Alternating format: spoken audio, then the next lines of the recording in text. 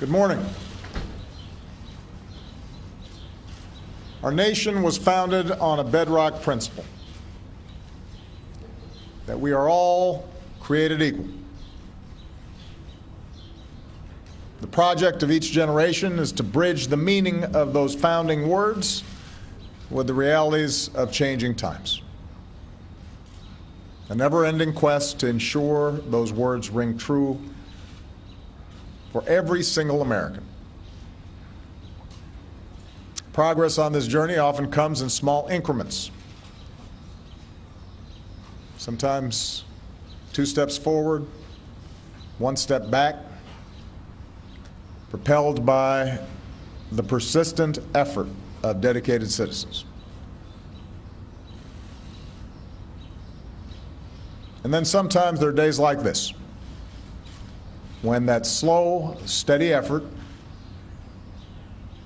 is rewarded with justice that arrives like a thunderbolt. This morning, the Supreme Court recognized that the Constitution guarantees marriage equality. In doing so, they've reaffirmed that all Americans are entitled to the equal protection of the law, that all people should be treated equally, regardless of who they are or who they love. This decision will end the patchwork system we currently have. It will end the uncertainty hundreds of thousands of same-sex couples face from not knowing whether their marriage, legitimate in the eyes of one state, will remain if they decide to move or even visit another. This ruling will strengthen all of our communities by offering to all loving same-sex couples the dignity of marriage across this great land. In my second inaugural address, I said that if we are truly created equal, then surely the love we commit to one another must be equal as well.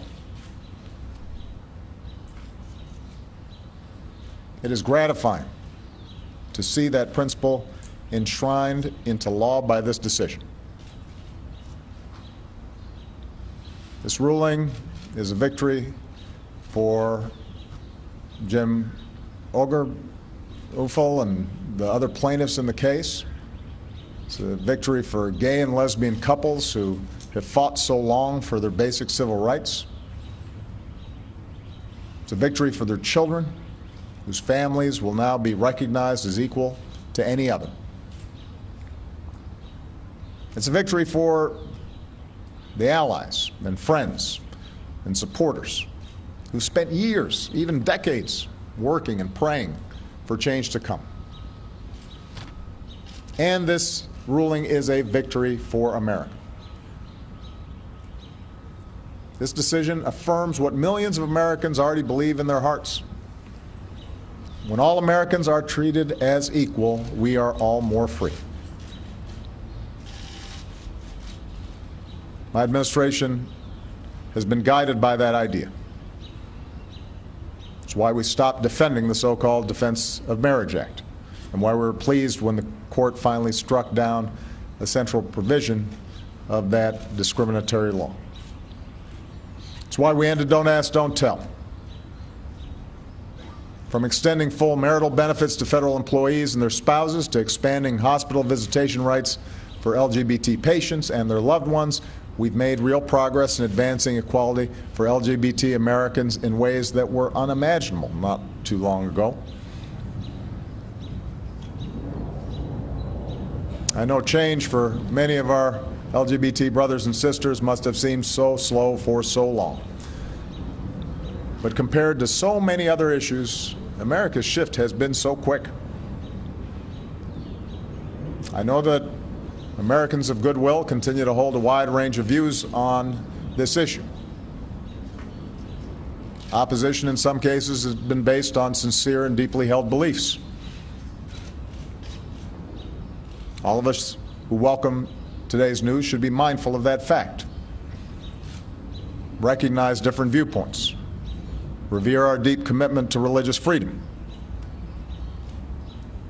But today should also give us hope that on the many issues with which we grapple, often painfully, real change is possible.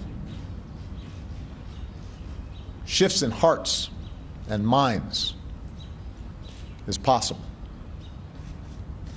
And those who have come so far on their journey to equality have a responsibility to reach back and help others join them. Because for all our differences, we are one people, stronger together than we could ever be alone. That's always been our story. We are big and vast and diverse, a nation of people with different backgrounds and beliefs, different experiences and stories, but bound by our shared ideal that no matter who you are or what you look like, how you started off, or how and who you love, America's a place where you can write your own destiny. We are a people who believe that every single child is entitled to life and liberty and the pursuit of happiness. There's so much more work to be done to extend the full promise of America to every American. But today we can say, in no uncertain terms, that we've made our union a little more perfect. That's the consequence of a decision from the Supreme Court, but more importantly, it is a consequence of the countless small acts of courage of millions of people across decades who stood up, who came out, who talked to parents who loved their children no matter what, folks who were willing to endure bullying and taunts and stayed strong and came to believe in themselves and who they were.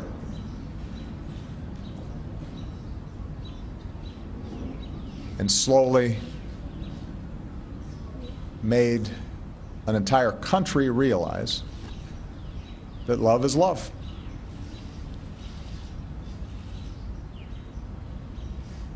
What an extraordinary achievement. What a vindication of the belief that ordinary people can do extraordinary things. What a reminder of what Bobby Kennedy once said about how small actions can be like pebbles being thrown into a still lake, and ripples of hope cascade outwards and change the world.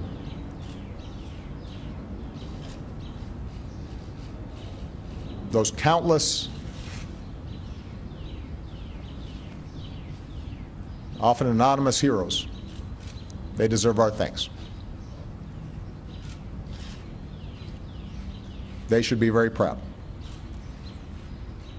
America should be very proud. Thank you.